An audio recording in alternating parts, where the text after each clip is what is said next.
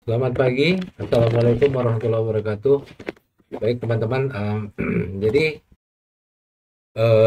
hari ini kita mulai dari sesi satu untuk teori manajemen investasi dan teori portofolio ya teman-teman ya. Ini saya masih melanjutkan gitu ya. Jadi eh, dari Pak Dayan Hakim, nama saya Ade Salman Alfarisi. Saya yang memegang perkuliahan ini untuk saat ini. Ya, kita mulai saja. Yang pertama mengenai eh, pendahuluan ya. Jadi teman-teman mesti kenal dulu gitu ya. Nah, apa yang dimaksud dengan manajemen investasi dan bagaimana terkait dengan portofolio. Ya. Nah, mata kuliah ini diharapkan ya teman-teman nanti bisa membantu pelaku pasar, market, baik di capital market ataupun di financial market gitu ya. Jadi pasarnya ini akan terdiri dari si pemilik dana maupun si pemilik usaha ya. Jadi teman-teman diharapkan bisa memahami perilaku saham dan prosedur investasi saham.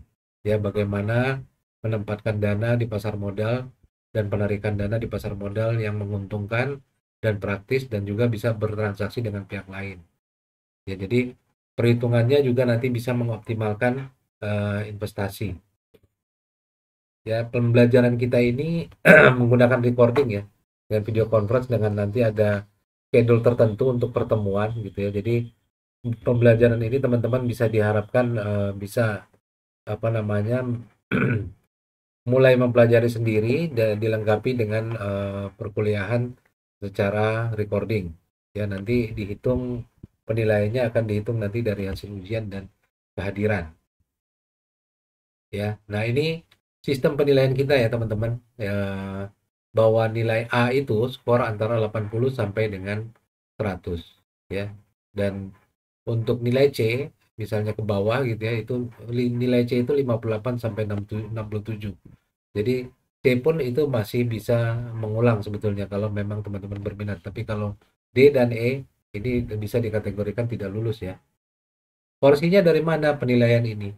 Porsinya itu 30% dari UTS, 30% dari ujian akhir semester dan dari tugas gitu ya. Jadi teman-teman harap perhatikan tugas jangan sampai ada yang tidak dikerjakan. Baik itu apakah itu kuis ataupun tugas ya. Ini adalah pembagiannya tugas dan kuis. Kuis itu ada di tiap sesi ya. Jadi mulai sesi 1 sampai 6 dan sesi 9 dan 14. Sesi 7 itu tidak ada kuis, biasanya kita review pembelajaran dari sesi 1 sampai dengan 6. Sesi 8 ini adalah UTS ya. Begitu juga sesudah UTS nanti kita pembelajarannya itu sesi 9 sampai 14 itu ada kuis dan nanti ada review di sesi 15 ya, review dari sesi 9 sampai 14 lalu dan di sesi 16-nya itu adalah ujian akhir semester. Ya, kuis ini ada di sesi 1 sampai 6 dan sesi 9 sampai 14. Sementara tugas itu ada di sesi 6 dan sesi 14. Ya, jadi kuis ini dikerjakan tiap minggu, sementara tugas dikerjakan tiap 2 minggu. Ya. Lalu untuk UTS dan UAS, UTS ada di sesi 8. Waktu pengerjaannya biasanya ini adalah open book dan waktu pengerjaannya 12 jam dari jam perkuliahan. Ya, jadi misalnya kalau jadwal kita jam 9 pagi, maka itu dikumpulkan maksimum jam 21, 12 jam kemudian. Begitu juga dengan UAS, waktu pengerjaannya itu adalah 12 jam dari jam perkuliahan biasanya. Oke. Nah, yang akan kita bahas ini ada eh, sebetulnya ada 12 berarti ya, ada 12 materi yang mulai dari sesi 1 sampai 6 dan sesi 9 sampai dengan 14. Jadi teman-teman lihat ini bahwa di sesi 1 ini pendahuluan mengenai pasar modal. Lalu nanti minggu depannya kita akan masuk ke volatilitas dan indeks harga saham, ya bagaimana menghitungnya dan bagaimana perhitungan volatilitas. Lalu sesi 3 akan mendalami mengenai penilaian saham dan obligasi. Sesi keempat adalah terkait dengan risiko dan return ya dari instrumen keuangan. Lalu sesi 5 nanti khusus membahas single index model sesi 6 mengenai CAPM dan APT ya, arbitrage, pricing, teori, dan CAPM.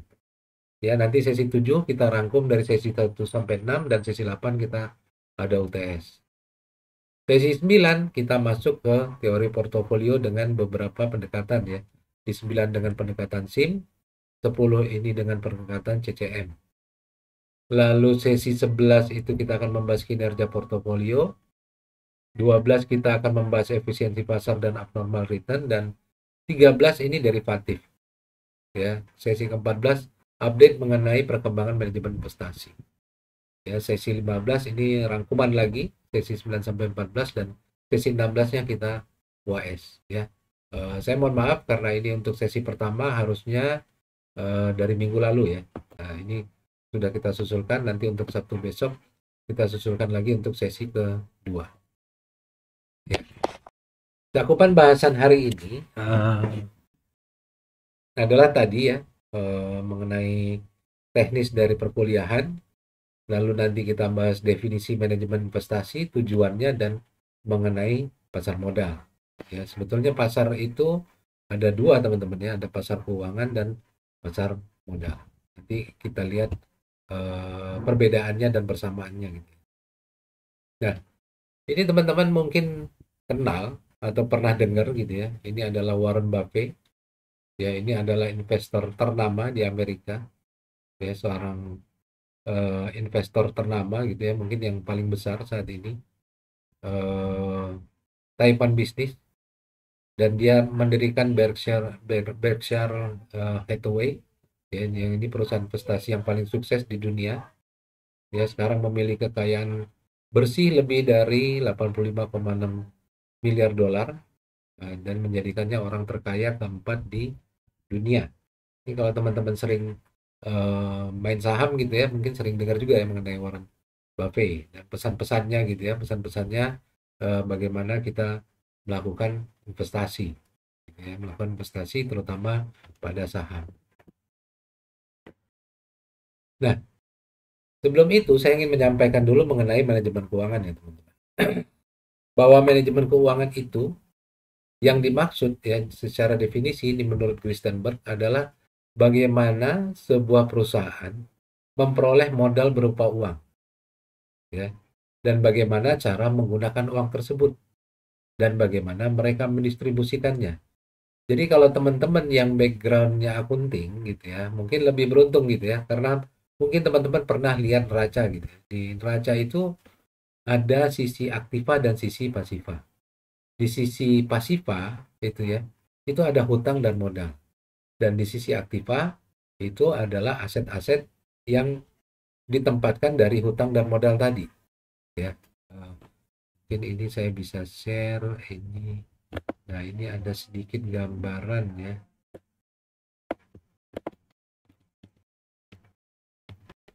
Sebentar. Nah, ini teman-teman bisa lihat neraca gitu ya.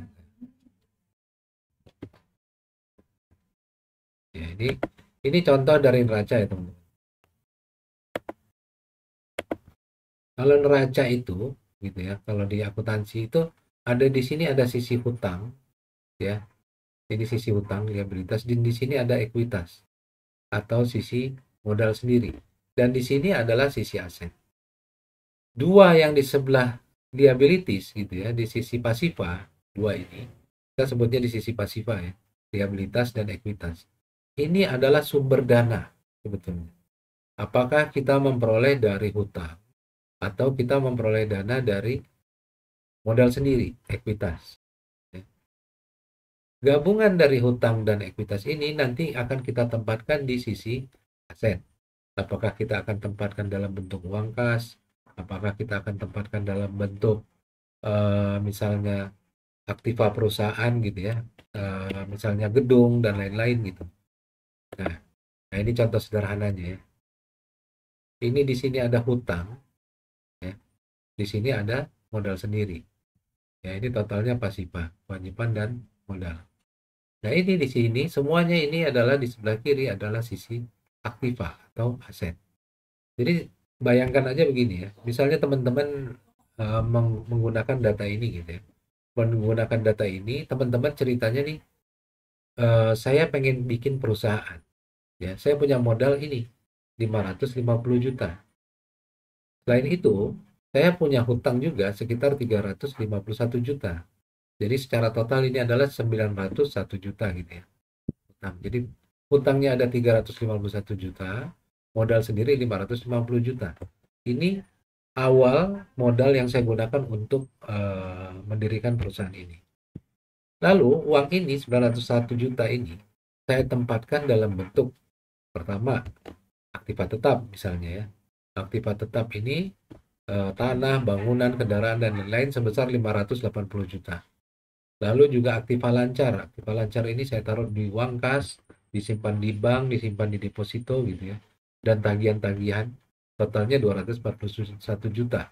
Saya juga lakukan investasi jangka panjang. Antara lain saya beli saham dan obligasi sebesar 80 juta. Jadi manajemen keuangan itu sesuai definisi tadi ya, bahwa bagaimana sebuah perusahaan itu bisa memperoleh dana.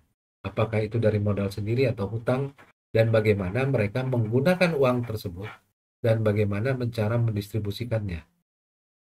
Nah, bagaimananya ini, konsepnya manajemen keuangan itu teman-teman mesti paham bahwa fokus utama dari manajemen keuangan itu adalah meningkatkan kekayaan pemegang saham, ya, meningkatkan kekayaan pemilik, gitu ya. Jadi, kalaupun kita mempunyai dana dan modal sendiri, tentu kita tempatkan pada investasi tertentu yang bisa menghasilkan keuntungan yang maksimum sesuai dengan keinginan dari si pemegang saham, ya. Ini secara definisi secara garis besar ya. Ini ada beberapa definisi lain ya dari Lippmann. Manajemen keuangan adalah upaya menyediakan dana yang ada untuk memperoleh aktiva. Tadi ya teman-teman udah lihat ya, di sebelah kanan ada hutang dan ekuitas dan modal sendiri. Itu adalah upaya menyediakan dana dan memperoleh aktiva. Aktivanya ada di sebelah kiri tadi ya. Sebelah kiri neraca itu ini aktivanya ya. Jadi menyediakan dana untuk memperoleh ini. Untuk apa nanti? Untuk menghasilkan keuntungan yang bisa memberikan manfaat bagi pemegang saham. Ya. Ada definisi pula dari Bambang Rianto, ya. Manajemen keuangan merupakan semua aktivitas yang dilakukan oleh perusahaan ya dengan upaya untuk memperoleh uang yang dibutuhkan, ya. Uang yang dibutuhkan tadi, apakah itu modal sendiri ataukah itu dengan hutang gitu ya. Dengan biaya serendah mungkin. Jadi harapannya hutang maupun modal sendiri itu biayanya rendah, ya.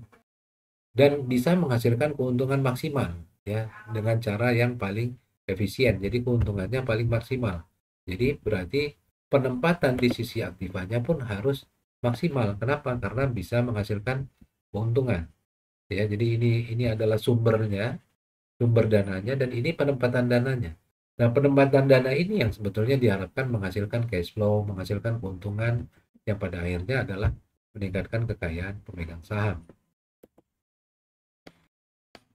Ya, nah, manajemen keuangan ya sebetulnya adalah bidang yang paling luas dengan kesempatan terbesar dalam bidang keuangan. Ya, kalau di bidang keuangan, manajemen keuangan adalah bidang yang paling luas. Lingkupnya apa aja gitu ya? Lingkupnya. Sebetulnya ya teman-teman, fungsi dari manajemen keuangan itu ada tiga. Tapi ini secara definisi nanti saya sampaikan juga.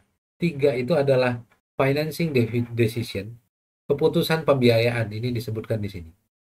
Pembiayaan. Ya. Dari mana nih saya memperoleh pembiayaan? Apakah dari hutang atau dari modal sendiri tadi? Berapa persen hutang? Berapa persen saya harus pakai modal sendiri? Berapa biayanya? Berapa yang paling efisien?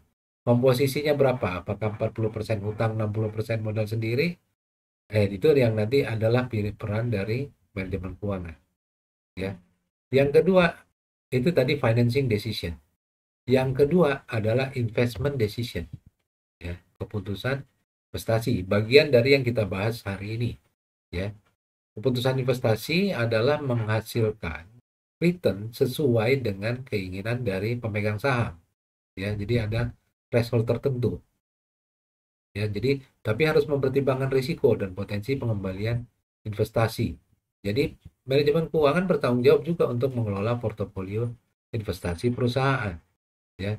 Investasi ini apa aja bentuknya? Tidak harus dalam bentuk saham, tapi juga dalam bentuk misalnya aktiva tetap. Kan tadi teman-teman udah lihat ya di sini ya, bahwa investasinya di sebelah sisi aset itu bisa berupa aktiva tetap, investasi jangka panjang, ataupun ini nih ya, di sini ada saham dan obligasi, ataupun hal-hal lainnya yang bertujuan adalah untuk memperoleh laba yang paling efisien, ya. Nah, fungsi yang ketiga sebetulnya secara definisi adalah dividend decision, keputusan untuk memberikan dividen, ya. Tapi di sini juga ada fungsi yang lain yang lingkup dari manajemen keuangan. Ini adalah mengenai budgeting, penganggaran, dan perencanaan keuangan. Ya, ini berkaitan dengan tujuan keuangan jangka panjang dan jangka pendek perusahaan. Justru ini yang akan menggambarkan ada apa namanya mengejawantahkan visi misi dari perusahaan, ya, akan terlihat di penganggaran dan perencanaan keuangannya. Ya, jadi ini aktivitasnya mulai dari penyusunan anggaran, menyusun proyeksi cash flow gitu ya, proyeksi cash flow dan proyeksi keuangan jangka panjang. Nah, ini di perencanaan dan pengelolaan dari sisi keuangan.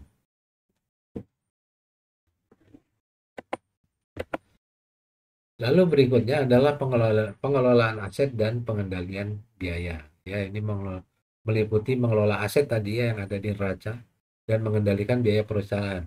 Untuk apa? Untuk memastikan efisiensi dan efektivitas operasional dari perusahaan. Ya. Tidak perlu perusahaan, sebetulnya negara pun gitu ya. Jadi sekarang ini kan apa namanya kabinet yang sekarang ini pun begitu ya. Jadi ada upaya efisiensi gitu ya, efisiensi untuk dengan pengelolaan yang tetap sama gitu ya. Jadi antara lain untuk mengendalikan biaya perusahaan. Tapi teman-teman jangan rancu dengan kata-kata efisiensi. Efisiensi itu tidak harus berupa cost cutting. Efisiensi itu adalah input dan output, ya. Jadi gini, misalnya Anda menggunakan input satu, ya, menggunakan tenaga kerja satu bisa memperoleh laba dua, atau ya gitu ya, Anda bisa mengurangi tenaga kerja, berarti kan nanti laba dibanding tenaga kerjanya kan 2 banding 1 gitu ya. Anda bisa juga meningkatkan tenaga kerjanya jadi 2, tapi labanya jadi 4. Nah, itu efisien namanya, gitu ya. Atau labanya jadi 5, ya. Berarti 5 dibanding dengan 2. Sekarang laba per tenaga kerjanya jadi 2,5 gitu ya, 5 dibanding 2. Itu contoh efisiensi. Nah, itu adalah salah satu fungsi dari manajemen keuangan. Memang yang paling mudah dari efisiensi itu adalah pengendalian biaya. Cuma konsepnya tidak harus dengan pengendalian biaya, gitu ya. Nah, ini contoh struktur organisasi ya. Jadi sebagaimana disebutkan tadi bahwa di sisi sebelah kiri ini adalah sisi aset ya. Nah, ini bergantung dari perusahaan. Bergantung dari perusahaan apa kebutuhan organisasinya gitu ya. Nah, ini di sini contoh struktur organisasi dari PT Pelni gitu ya.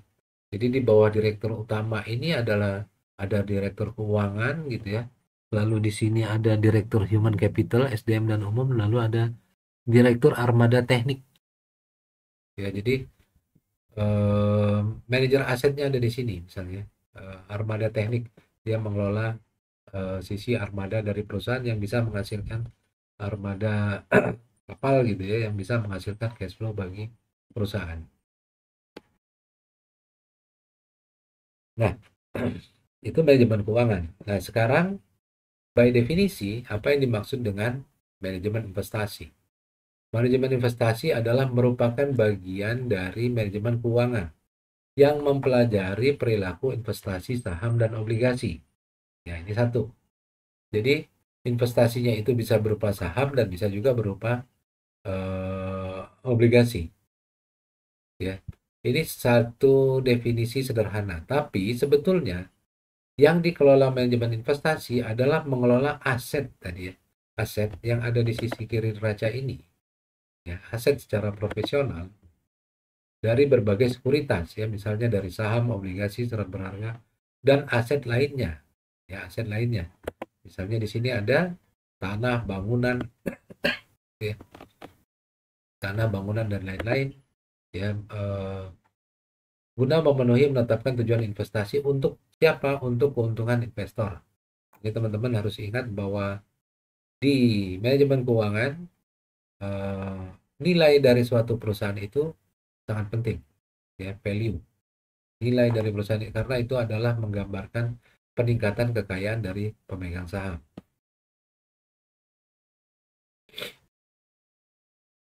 Nah, pengelolaan investasi ini meliputi apa? Meliputi pengambilan keputusan mengenai perolehan dana. Tadi saya bilang, dana itu bisa kita peroleh dari modal sendiri atau dari pinjaman. Ya, bisa dari pinjaman mana yang paling optimal. Lalu keputusan mengenai penyimpanan, ya, misalnya storage gudang gitu ya. Apakah kita akan pakai gudang sewa ataukah kita akan menggunakan gudang sendiri?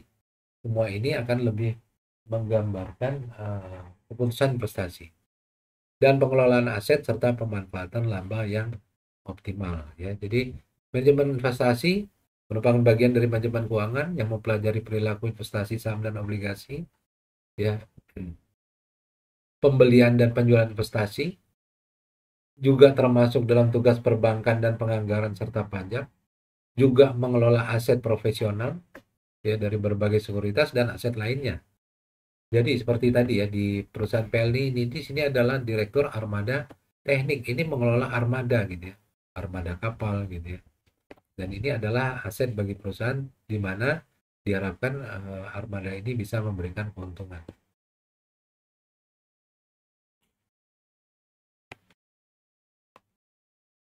Next adalah definisi lagi mengenai seorang fund manager atau investment manager.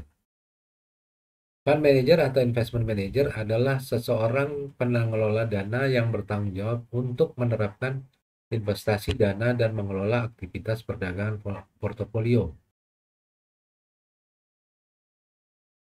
Fund manager atau investment manager adalah tim yang membuat keputusan tentang investasi dari kelompok orang atau institusi melalui portofolio sekuritas. Mungkin teman-teman pernah dengar reksadana, ya. Reksadana itu kan sederhananya gini. Dana masyarakat dikumpul oleh fund manager tertentu dan ditempatkan ya dalam bentuk saham ataupun surat berharga lainnya yang bisa menghasilkan return. Ya, jadi reksadana itu teman-teman nggak perlu capek seperti kita berdagang saham sendiri gitu ya. Tapi kita bisa tempatkan di reksadana yang dikelola oleh manajer, investment manager. Nah, investment manager inilah yang mengelola aktivitas perdagangannya. Dialah yang akan memutuskan apakah misalnya saya dana masyarakat dari dana yang diperoleh dari reksadana itu ditempatkan sebanyak 60% ke saham, 40% ke surat utang negara gitu ya. Nah, ini si fund manager yang akan eh, bertanggung jawab dalam menerapkan strategi investasi ya, juga mengukur resikonya, juga mempertimbangkan resiko yang mungkin muncul. Nah,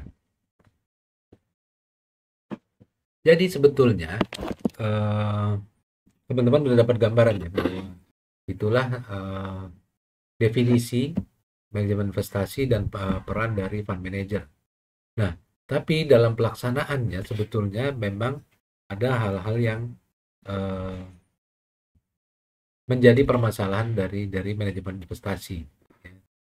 Satu, misalnya ya, pendapatannya itu sering terkait dengan nilai pasar, ya, nilai pasar. Misalnya apa? Saham, gitu ya.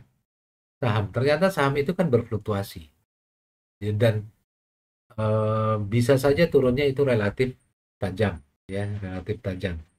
Nah, ini itu menjadi salah satu permasalahan. Begitu juga dia misalnya menempatkan dalam bentuk obligasi gitu ya. Ini kan di sini ada saham, ada obligasi.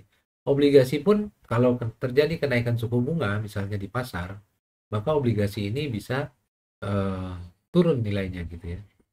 Juga mengalami penurunan nilai. Dan kalau teman-teman dengar juga bahwa ada istilah surat berharga itu mark to market gitu ya. Mark to market ini saya sampaikan sedikit gitu ya. Misalnya instrumen keuangan gitu ya. Nih. Nah, ini misalnya instrumen keuangan. Apakah ini secara akunting sebetulnya ada aturannya gitu ya. Jadi, instrumen keuangan yang kita miliki itu apakah kita beli untuk disimpan atau beli untuk dijual gitu ya, atau atau langsung dijual. Nah, nanti ini akan eh, diperhitungkan metodenya ya, metode pengakuannya ya. Jadi ini berpotensi untuk berubah-ubah nilainya di neraca yang bisa menyebabkan terjadinya kerugian gitu ya. Itu permasalahan satu ya, bahwa harga aset itu bisa fluktuasi dan bisa menyebabkan penurunan pendapatan yang panjang. Kinerja itu ya, kinerja yang kita peroleh dari penempatan hutang dan dana itu ya, hutang dan modal sendiri ya, itu rata-rata sulit memeliharanya ya. Dan mungkin pemegang saham nggak sabar gitu ya kalau kinerjanya kurang bagus. Investor akan selalu melihat, oh apakah kalau saya tempatkan di perusahaan ini, saya bisa menghasilkan laba minimum sama dengan suku bunga eh, surat utang negara, gitu ya. Misalnya surat utang negara sekarang 7%, saya mau taruh di perusahaan ini sepanjang laba bisa menghasilkan laba lebih dari 7%, gitu ya. Tapi kalau di bawah 7% kan saya ada pilihan, saya bisa tempatkan di surat utang negara. Nah, kinerja ini secara rata-rata sulit untuk dipelihara ya, dan mungkin klien atau investor kita itu tidak sabar pada saat kinerja buruk. Contoh lainnya misalnya adalah saham gitu ya. Mungkin kalau teman-teman menjadi fund manager gitu ya, menjadi fund manager untuk reksadana dana saham. Teman-teman itu harus mempertimbangkan risiko dan return. Tidak semuanya harus ditempatkan di saham-saham yang selama ini historicalnya memberikan keuntungan yang tinggi gitu ya. Kadang-kadang saham itu berfluktuasi dalam beberapa menit, dalam beberapa detik ya. Jadi seperti yang kita dengar ya di minggu lalu ya, ada halting dari bursa efek gitu ya. Jadi stop perdagangan di bursa efek. Karena apa? Karena ada penurunan indeks saham sampai dengan 5%. Gitu ya, sampai dengan 5%. Jadi di stop dulu perdagangan, maksudnya apa? Sebetulnya memberikan investor waktu untuk berpikir gitu. Yang di stop selama setengah jam, memberikan waktu kepada investor apa ini secara bursa ini ada penurunan sebesar 5%. Apakah aktivitas perdagangan akan dilanjutkan? Apakah yang dilanjutkan ini yang selama ini yang beberapa jam lalu dilakukan itu sudah benar gitu ya. Ini memberi kesempatan bagi investor untuk berpikir ya. Jadi klien mungkin tidak sabar pada saat kinerja menjadi buruk. Fund manager sendiri, manajer investasi sendiri itu akan bernilai mahal kalau dia berhasil dan bisa dibajak oleh headhunter ya, oleh pesaing. Teman-teman bisa lihatlah misalnya reksadana gitu ya, kan ada beberapa reksadana yang pertumbuhannya luar biasa gitu ya, dan akhirnya dipercaya gitu, dipercaya banyak masyarakat menyimpan di reksadana tertentu gitu ya, karena selama ini bisa menghasilkan return yang besar dan relatif stabil. Kinerja dana di atas rata-rata itu bergantung pada keahlian manajer investasi yang unik ya. Namun klien biasanya enggan mempertaruhkan investasi mereka pada kemampuan individu.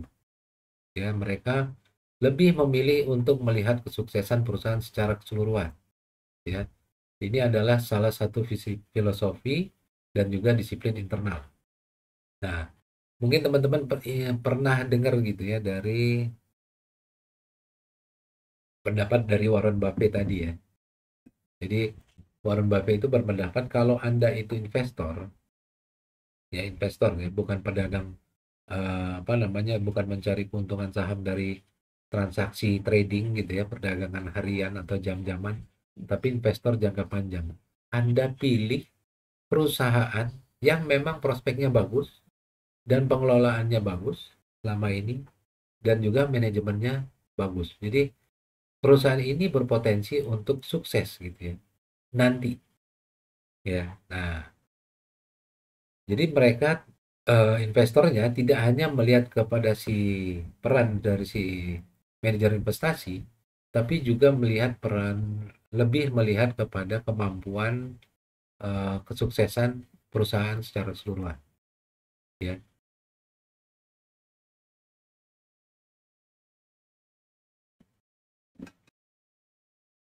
Itu yang keempat. Lalu analis yang menghasilkan laba di atas rata-rata sering menjadi cukup kaya ya.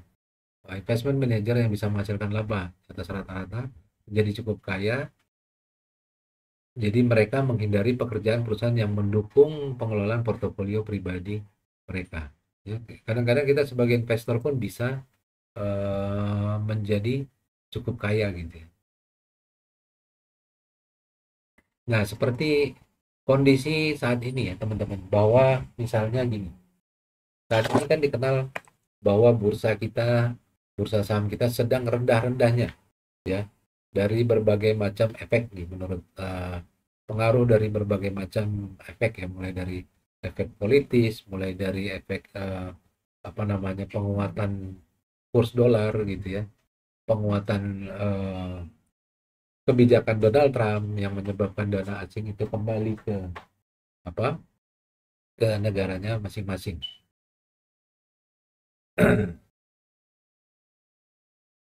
Nah, ini sebetulnya kalau kita lihat fundamental perusahaan di bursa saham kita, sebetulnya kan fundamentalnya itu banyak yang masih cukup bagus gitu. Dan sekarang harganya dijual terlalu murah. Seorang investor biasanya melihat ini sebagai suatu peluang, ya, peluang di mana harga saham-saham itu dinilai masih terlalu murah, ya. Jadi mungkin mereka akan memanfaatkan kesempatan ini dengan membeli saham yang dinilai baik, dan mereka akan menunggu sampai situasi normal, dan uh, nilai saham itu akan kembali meningkat gitu ya, dan mereka mendapatkan keuntungan besar. Jadi ini contoh gitu ya, contoh. Nah, waktu misalnya gini ya, ada investor pribadi, saya cerita ini, ada investor pribadi yang waktu tahun 2020, waktu COVID ya, itu juga sama. Jadi harga saham di bursa kita itu banyak yang turun. Jadi si investor ini melihat begini, ini sekarang harga saham murah, istilahnya itu under value gitu ya, terlalu murah, di bawah nilai yang sebenarnya. Sementara ke depan potensi masih ada. Potensi masih ada apa? Dia melihat misalnya biasanya nanti, kita kan COVID waktu itu mulai bulan Maret gitu ya. Maret 2020. Nah, itu mulai berjatuhan IHSG. Nah, tapi investor ini melihat biasanya bulan November Desember ya, mulai memasuki musim dingin di Eropa, banyak negara Eropa itu akan mengimpor batu bara gitu ya, mengimpor batu bara, dan maka perusahaan-perusahaan yang emiten-emiten yang bergerak di bidang batu bara, perdagangan batu bara atau tambang batu bara, biasanya akan mengalami peningkatan keuntungan. Jadi dia menempatkan dana di situ. Jadi dia beli itu saham-saham perusahaan tambang batu bara, dan ternyata memang dalam setahun itu terjadi peningkatan yang cukup tinggi, sehingga si apa namanya, si investor ini mengalami keuntungan yang sampai ribuan persen ya. Nah, ini makanya ada yang harus dilihat, bahwa kesuksesan perusahaan secara keseluruhan, dan ada filosofi yang harus dipahami, bahwa kita harus aware juga dengan kondisi makro dan mikro ekonomi.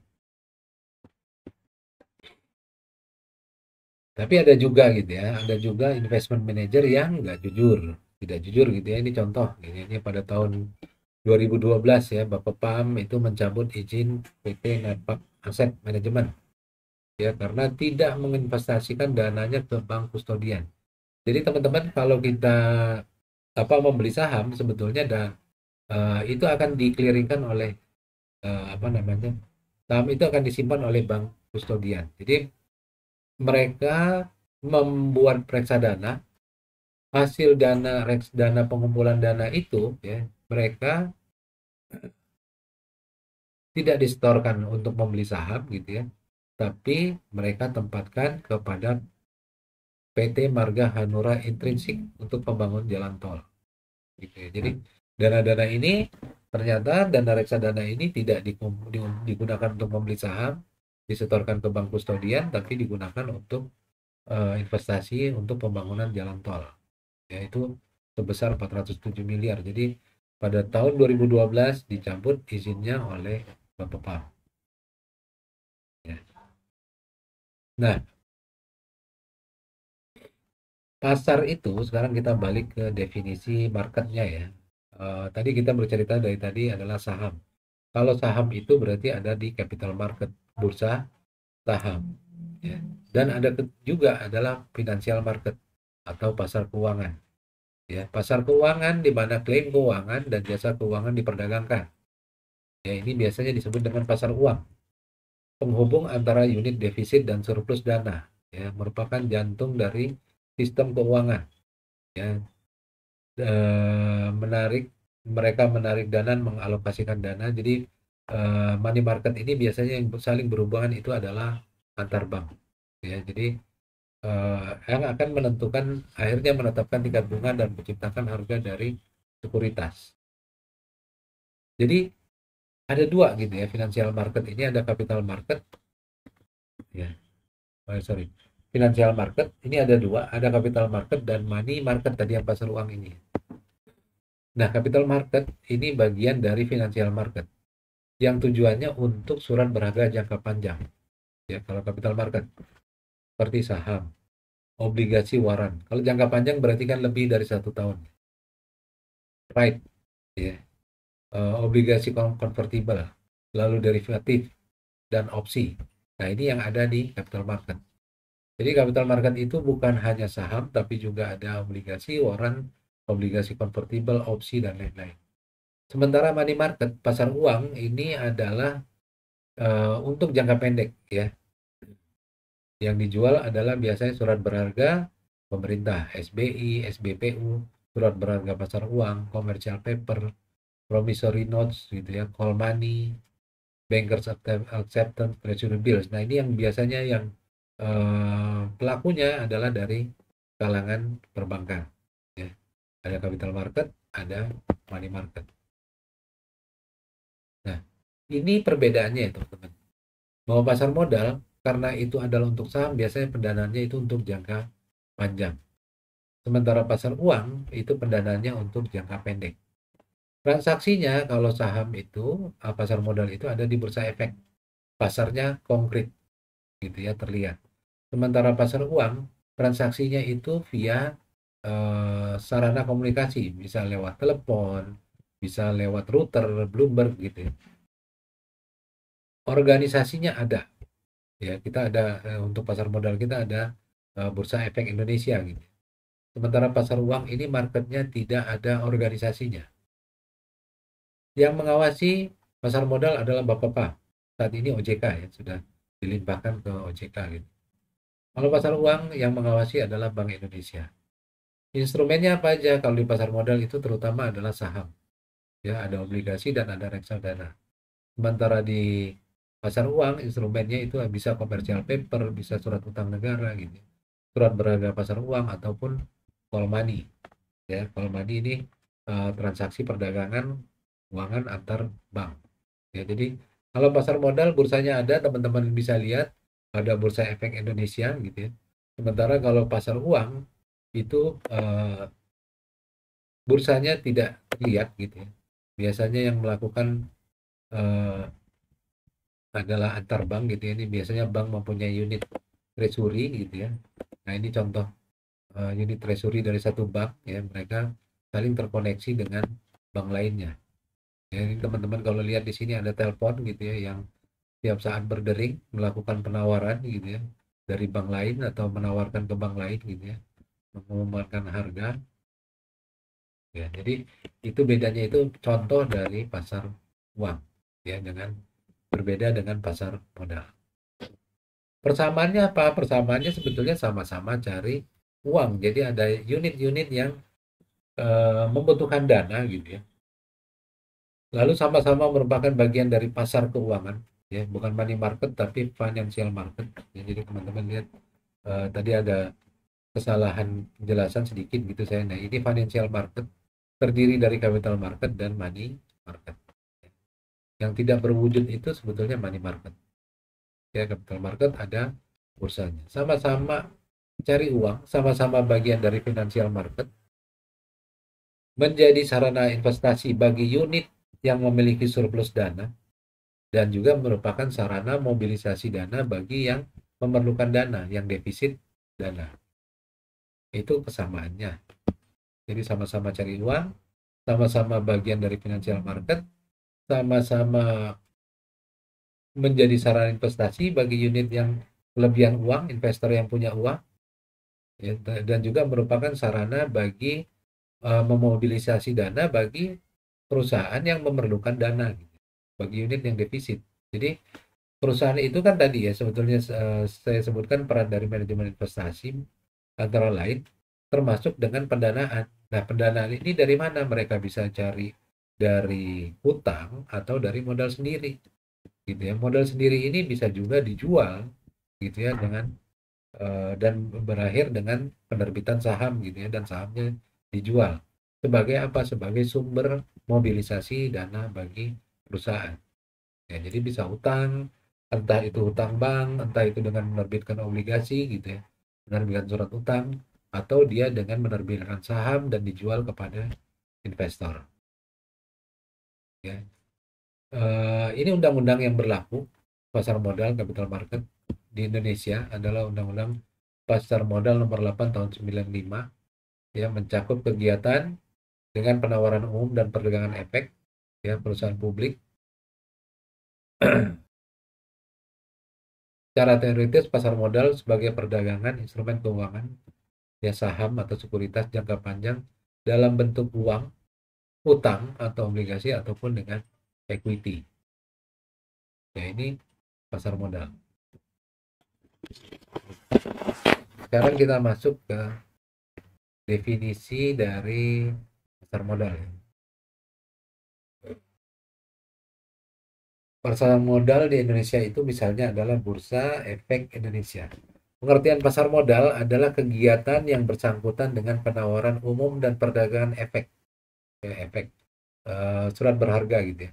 Perusahaan publik, ya, perusahaan yang sudah go public, yang sudah melepaskan sahamnya ke pasar, yang berkaitan dengan efek yang diterbitkannya, serta lembaga dan profesi yang berkaitan dengan efek. Jadi kalau perusahaan itu belum go public, belum menjual saham, maka dia tidak ada di pasar modal gitu ya. Kalau dia sebagai penghimpun dana gitu. Ya, tapi dia bisa membeli, membeli sebetulnya bisa gitu ya. Tapi kalau dia belum go public, maka dia tidak bisa apa namanya menjual sahamnya gitu ya. Ini berkaitan dengan perusahaan publik. Secara umum, pasar modal adalah tempat bertemunya permintaan dan penawaran instrumen keuangan jangka panjang. Ya, kalau jangka panjang berarti maksudnya adalah lebih dari 1 tahun. Ya, misalnya tadi saham, obligasi yang lebih dari 1 tahun gitu ya. Nah, bursa efek ini adalah pihak yang menyelenggarakan. Ya, tadi Bursa Efek Indonesia adalah pihak yang menyelenggarakan, menyediakan sistem atau sarana untuk mempertemukan penawaran jual dan beli efek pihak lain, ya, dengan tujuan memperdagangkan efek di antara mereka.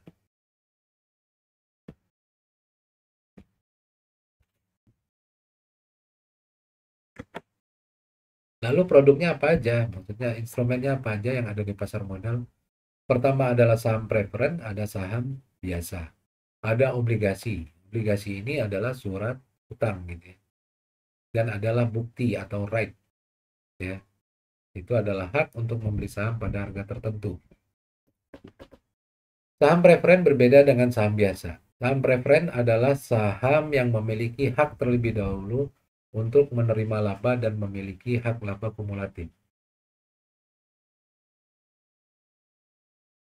Jadi saham preferen biasanya memiliki hak terlebih dahulu, memperoleh laba lebih dahulu. Sementara saham biasa, ya itu adalah mereka akan menerima laba setelah laba dari bagian saham preferen itu dibayarkan. Obligasi adalah tanda perusahaan memiliki hutang jangka panjang pada masyarakat, yaitu di atas 3 tahun.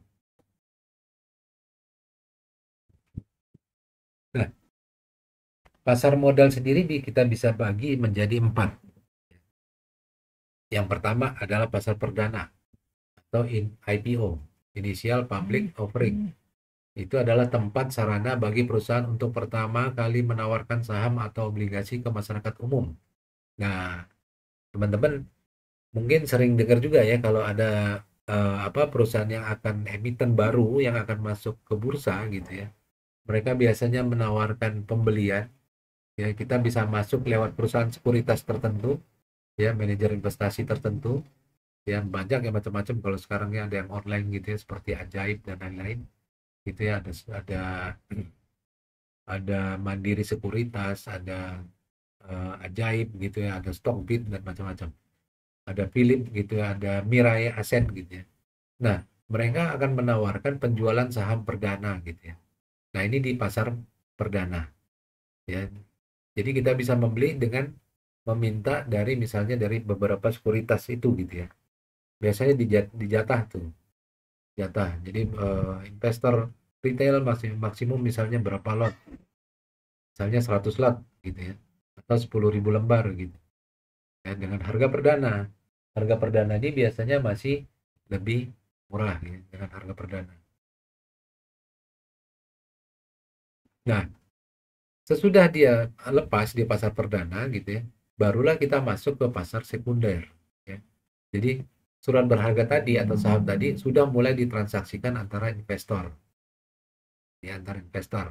Seperti yang kita lakukan kalau kita membeli saham biasa di di perusahaan sekuritas gitu ya, di bursa efek gitu ya. Nah, dan itu kan sebetulnya ada proses bid sama offer gitu ya, ada proses penawaran, ada proses permintaan gitu ya.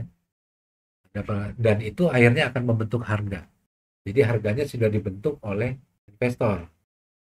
Berbeda harganya dengan harga pada saat IPO. Ya, IPO ini pada saat saham pertama kali ditawarkan ke masyarakat umum. Ini yang ditawarkan oleh emiten. Ada pasar sekunder, ini sahamnya sudah dilepas ke bursa, harganya sudah ditentukan oleh antar investor, jual beli antar investor. Lalu pasar ketiga ini adalah transaksi jual beli efek antara market maker dengan investor, dan harganya dibentuk oleh market maker.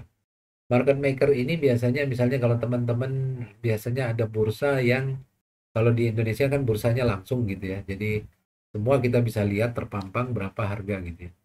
Sementara ada bursa gitu di Amerika yang masih menggunakan market maker. Teman-teman suka lihat tuh ada yang apa namanya pialangnya itu yang teriak-teriak gitu ya di kalau lihat di media gitu ya. Nah, itu market maker. Jadi dia membeli saham-saham di market maker ini gitu ya. Langsung ke bursa yang menurut dia bagus dan menguntungkan gitu ya. Dan dijual kepada investor. Ya, jadi harganya pun dibentuk oleh si market maker ini. Itu ada di pasar ketiga. Lalu yang terakhir adalah pasar keempat, di mana terjadi transaksi jual beli antar investor gitu ya. Nah, tapi tanpa melalui perantara dari efek gitu ya. Jadi tanpa melalui perantara bursa misalnya gitu ya. Jadi mereka melakukan investor jual beli secara langsung tanpa melalui perusahaan sekuritas.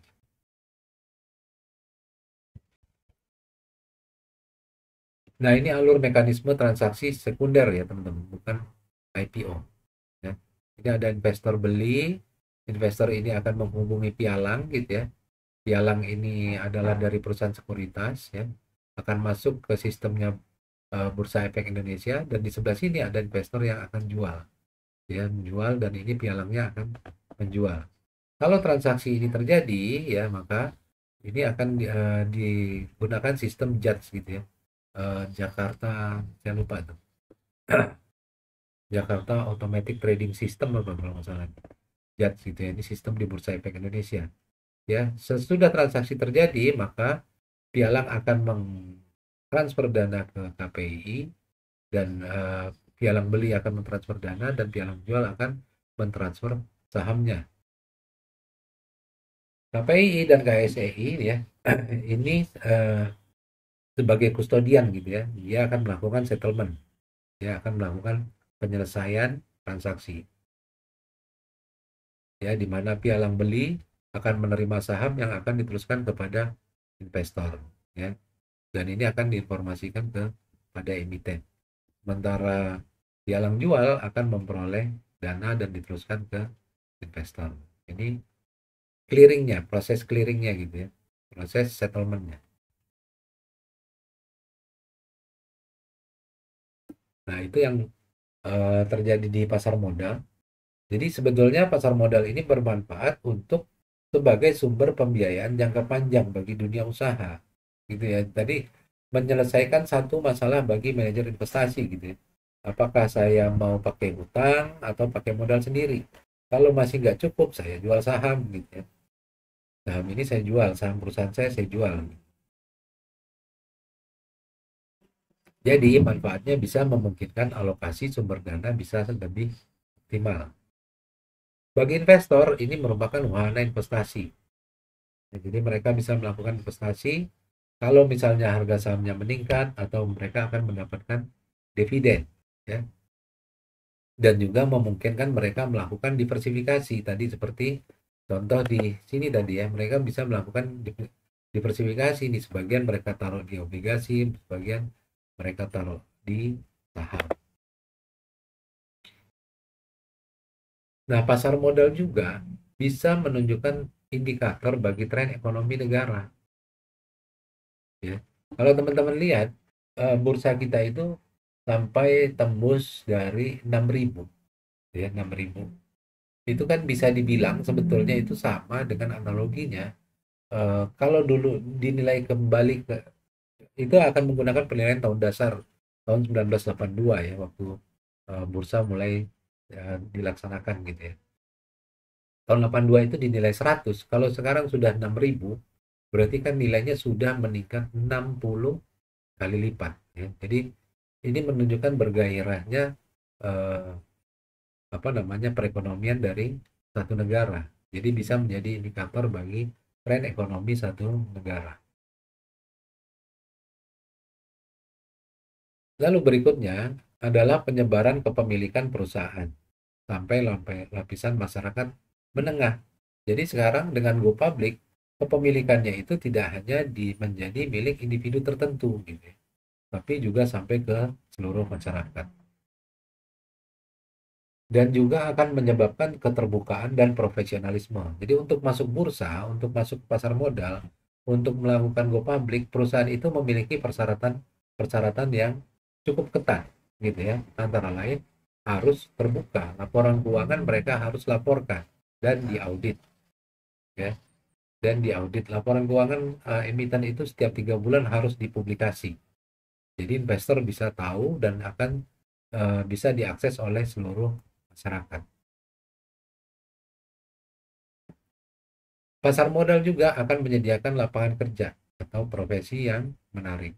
Ya, dengan berkembangnya perusahaan, maka akan menciptakan lapangan kerja yang baru. Dengan adanya alokasi dana yang baru, perusahaan bisa berekspansi, maka bisa menciptakan lapangan kerja yang baru. Memberikan kesempatan memiliki perusahaan yang sehat dan mempunyai prospek. Jadi masyarakat umum sekarang punya kesempatan juga investor untuk memiliki perusahaan. Kita semua berkesempatan memiliki perusahaan yang sehat dan mempunyai prospek. Ya, itu adalah manfaat dari pasar modal. Ya. Memberikan alternatif investasi atau potensi keuntungan dengan resiko yang bisa dipertimbangkan. Ya, dengan keterbukaan tadi, likuiditas, dan diversifikasi. membina iklim keterbukaan bagi dunia usaha. Ya. Eh, jadi dunia usaha semakin transparan gitu ya mengenai bisnisnya. Di prospektus itu kita bisa lihat sebetulnya prospektus saham waktu perusahaan itu melakukan IPO. Biasanya mereka akan memberikan prospektus, akan menjabarkan itu rencana realisasinya selama ini dan rencananya ke depan. Kenapa dia ingin menjual saham, akan digunakan untuk apa hasil penjual saham itu. Ya, jadi eh, semua usahanya akan terbuka dan dimiliki oleh masyarakat. Dan juga sebagai sumber pembiayaan dana jangka panjang bagi emiten. Fungsi ekonomi kita bagi pasar modal berdasarkan fungsi ekonomi dan fungsi keuangan. Fungsi ekonomi tadi menyediakan fasilitas untuk mempertemukan yang memiliki dana dan kekurangan dana. Fungsi keuangan memberikan kemungkinan dan kesempatan memperoleh imbalan atau return. Ya, dari investasi tadi kita bisa memperoleh keuntungan dari kenaikan harga saham atau memperoleh keuntungan dari dividen yang dibagikan. Ya, biasanya nih bulan-bulan Maret nih perbankan mulai emiten perbankan mulai membagikan dividen, udah diumumkan gitu ya waktu RUPS kemarin. Ya, nah itu teman-teman untuk apa namanya pendahuluan ya mengenai manajemen investasi dan teori portofolio. eh, Mengenai buku ada semua di apa silabus yang sudah di-share mungkin dari universitas ya, tapi eh, ini gambarannya bahwa mengenai pasar modal dan nanti kita akan lanjutkan dengan sesi kedua mengenai volatilitas dan indeks harga saham. Saya kira cukup untuk hari ini. Terima kasih. Selamat pagi. Assalamualaikum warahmatullahi wabarakatuh.